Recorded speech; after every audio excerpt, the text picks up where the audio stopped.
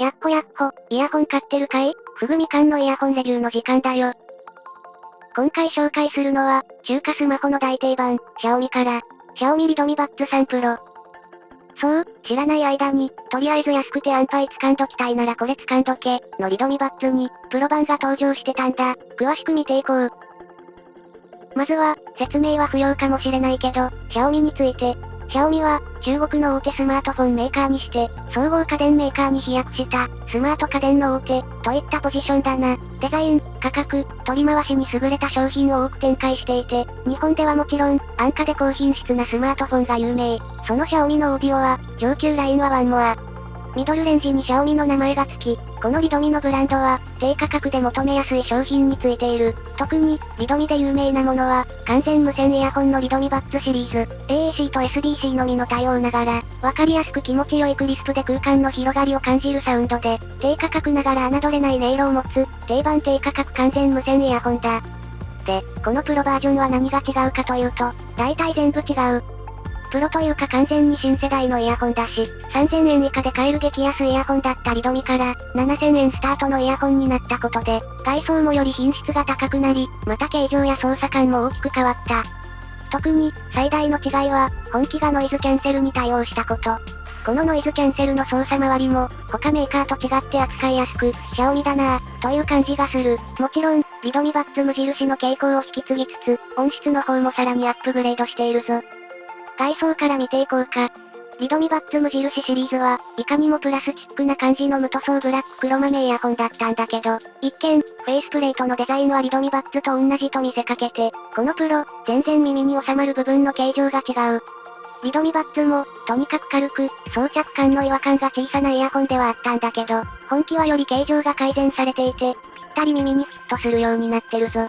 また、ノイズキャンセル用マイクと通話用マイクの片側にマイクを持つんだけど、ノイズキャンセルマイク部分に金属製のガードがついていたりと、低価格ブランドとは思えない手のかかり方。フェイスプレートも暗いジュエルパーツになっていて、派手すぎず、かといって地味すぎない塩梅に仕上がっている。本体の状態を示すインジケーターは基本的に点灯せず、特にインジケーター LED が大きく発光する TWS でありがちなお耳エレクトリカルパレードも発生しない。派手でないけどきちんと個性のあるデザインだ。ケースについても、ちょっと不思議なデザインで、TWS 本体に対して結構大きいが、それでも平均的なサイズ。下面に余裕を持って部品類が収まっている印象。また、ケースは真っ黒ではなく、深いグレーで、汚れなどが目立ちにくい工夫された色になってた。手触りも悪くない。充電状態を示すケース表示は LED1 ランプ、点滅などのバリエーションで現状を示すタイプだ。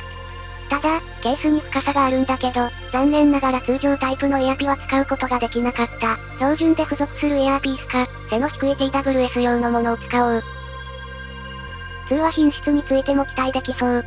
ということで、実際に録音したものがこちら。オフさんの声が入るので、気になる人は注意な。おはようございます。こんにちは。こんばんは。レビューふぐみかんのふぐみかんです。これはレドミバッツ3 Pro で録音した音声になります。音質などはどうなっているでしょうか？おはようございます。こんにちは。こんばんは。レビューふぐみかんのふぐみかんです。こちらは普段使っているステラ X2 というマイクで録音した音声になります。音質の違いはわかるでしょうか？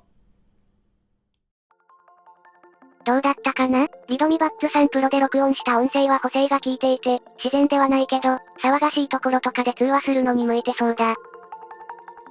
駆動時間について、駆動時間は交渉6時間の意見オフ、ケース込みで28時間なので、約4回チャージできる、というわけだな。高速充電は対応してないみたいで、ケースは 2.5 時間、イヤホンは約1時間でチャージが完了する。とはいえ、だいたい数十分チャージしてれば数時間利用可能、というイメージ。それから、個人的に一番ピックアップしたいのが、装着感の良好さ。小さい、軽い、さらに黒豆形状じゃなくて、耳に沿った形状なので、非常に装着していて違和感が少ない。外装のところでも言ったかもしれないけど、リドミバッツ3プロは、特にノイキャン搭載 TWS の中で違和感が少ない。装着感に悩んでいる人におすすめしたいな。というわけで、外装周り関してはこんな印象。中身についても見ていこうか。最初にぶっちゃけるが、リドミバッツ3プロは、明るくて楽しくて明瞭な音、それを支えているのが、9mm の複合振動板を採用したドライバーだ。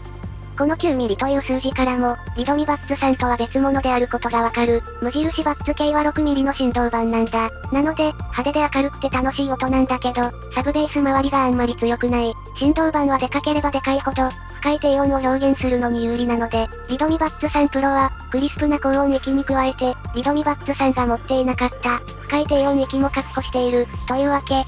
また、単一の素材で作られた樹脂振動板は、高音域もしくは低音域に弱点を持っていたり、単純に完成度が低くて刺さるイヤホンが低価格機には多いんだけど、リドミバッツさんプロに関しては、さっきも言った通り複合振動板、高音域と低音域、どちらも気持ちよくなってくれるぞ。内装のところでもネタバレしちゃったけど、音質について、改めて見ていこうか。リドミバッツさんプロは、オールマイティにいろんな曲に使える汎用性と、気持ちよく伸びるけど刺さらない高音域、聞き取りやすいボーカル、そして無印にはなかった沈み込むサブベースを持ってる。6ミリ振動板では実現できなかった部分をちゃんと確保しているので、音質面から見ても、きちんとプロとして差別化できているんだよな。もちろん、外装周りの取り回しやすさもいかにも優等生な商品をきちんと作るシャオミっぽいけど、音質についても総合力、という面から見ておきたい。高音は明瞭。ただし刺さらない、金属音がことさら強調される感じはないんだけど、全体に超高音域までちゃんと出ていて、目が覚めるけど疲れない、という一台持つならこれ、という仕上がりだな。スピード感もちゃんと確保できてる。中音域。ボーカルは明瞭。このイヤホン、ちょっと独特な空間拡張感があって、これのおかげで聞き取りやすい。そこについては低音の後に述べる。低音については、ドライバの大型化によって明らかに進化した。弾む、膨らまない、でも痩せすぎてない、と低音が足りないと満足できない人にもしっかり納得できる音質だ。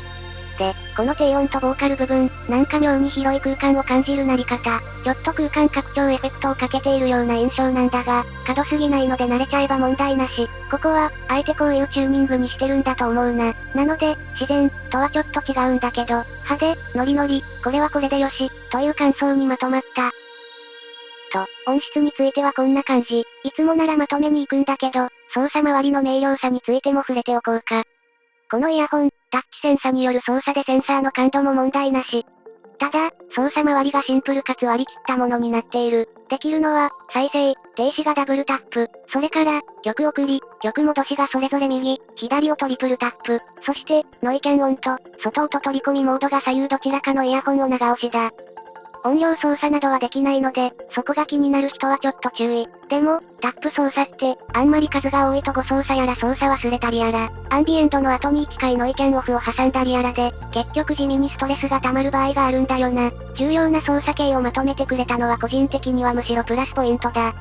それから、欲しい人には喉から手が出るほど欲しい機能なんだけど、このイヤホン、デュアルペアリングに対応している。つまり、スマホとタブレットに同時につなげるってことだ。この機能、基本的にスマホのアシスタント呼び出し機能と取捨選択なんだけど、リドミバッツさんプロがマルチペアリング対応なのは、地味に扱われがちだけど、人によっては非常にありがたい機能だと思うな。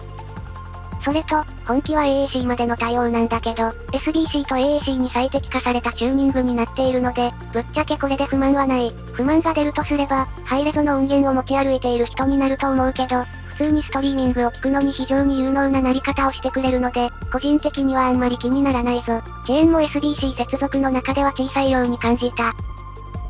というわけでまとめていこうか。シャオミリドミバッツ3 Pro は、シャオミの低価格ノイズキャンセリング対応モデル、7000円の価格ながら、総合的にまとまっていて、特に個人的にピックアップしたいのは、操作のシンプルさと装着感の良さ、つけていて自然に使えるイヤホンって、それだけでも価値があるんだけど、それでサブベースから超高音域までしっかりとなる仕上がりなので、音質面でも選べる一台だ。ノイキャンも実用的。一瞬で周囲の音を取り込むモードに切り替えられるのも素晴らしい。操作も不具合なし、信号強度も優秀。実際に使ってトラブルのない、そこがシャオミらしい、と感じさせる一台だぞ。おすすめだ。とこんなところかな。おっと。そういえばノイキャンの精度について話すのを忘れてた。しょうがないじゃん、あんまりにも自然にノイキャンかかるんだから。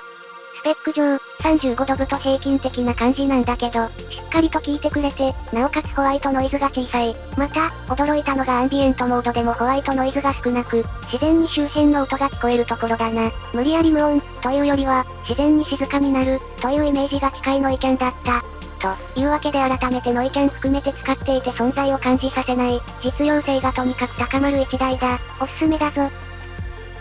とこんなところだな。よかった。やっぱり、実際に使ってみると、完成度でうならされるのがXiaomiの低価格品。低価格ながら、日常にすんなり溶け込めるまとまりのある製品が多いんだよな。最近は他社ブランドも完成度が上がってきたが、やっぱり小型家電作らせたらXiaomiは強いや。